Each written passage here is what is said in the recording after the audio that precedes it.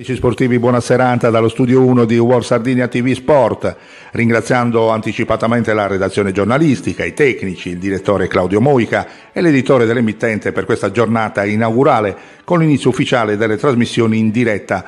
Vi presento questa sera Studio Sport, una trasmissione che da oggi andrà in onda tutti i lunedì sera e tratterà argomenti sportivi in campo regionale, nazionale ed internazionale.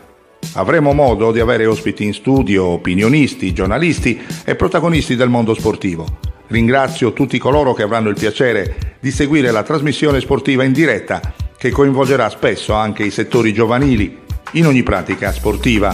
In questa prima puntata dedichiamo uno speciale al Carbonia Calcio, protagonista del campionato di promozione regionale, che quest'anno ha allestito un team davvero di primo piano, in grado di lottare e puntare al salto di categoria, considerando il blasone storico del sodalizio minerario nel panorama calcistico regionale.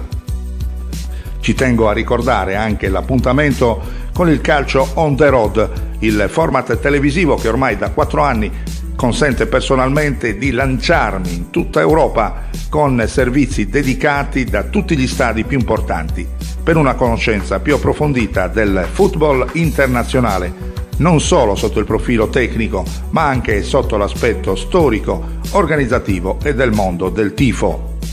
Una esperienza formidabile che mi permette di mostrare anche servizi culturali, artistici e enogastronomici da tutte le capitali europee. E soprattutto da quest'anno anche la visita ai circoli dei sardi, sparsi in tutta Europa in una sorta di gemellaggio fra la nostra televisione web, che ci permette di essere visti in tutto il mondo, ed i nostri cari amici sardi che vivono all'estero, da sempre legati alla propria terra del cuore.